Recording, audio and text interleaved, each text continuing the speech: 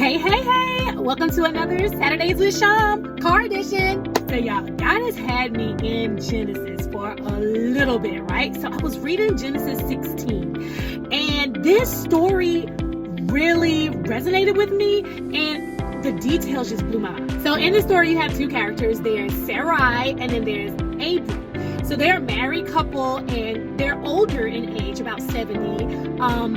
Abram was about 70, and God promised them a child. And so, at 70, promising a child, like, wait a minute, I didn't know all the parts still work, all that kind of stuff, right? So they went through all of that. And then his wife, Sarai, she tried to help God by having her servant sleep with her husband to give them a baby.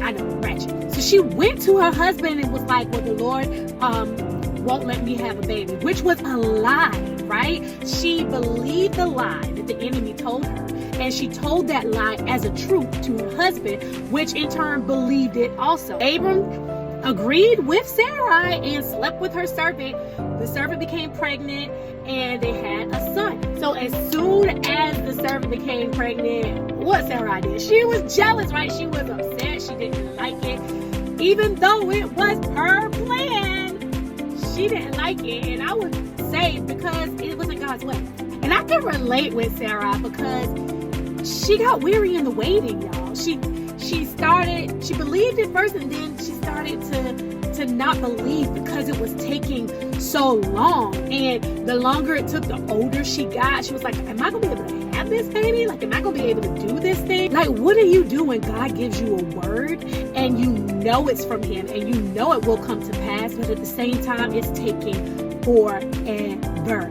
The things on the outside, your situation, circumstance don't look like it's even close to what needs to be in order for this word or this promise to come to pass. Like, have you ever tried to help God and mess the thing all the way up? Yes, my answer is yes. I believed the lie.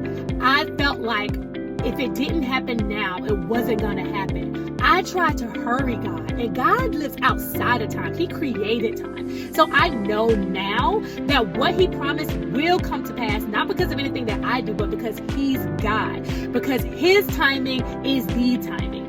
And like my pastor said, the worst thing you can have is the right thing in the wrong season. I don't want that. So I want to encourage you today, don't get weary in your waiting. God wastes no season. So do the last thing he told you to do and do it faithfully. What he promised will come to pass.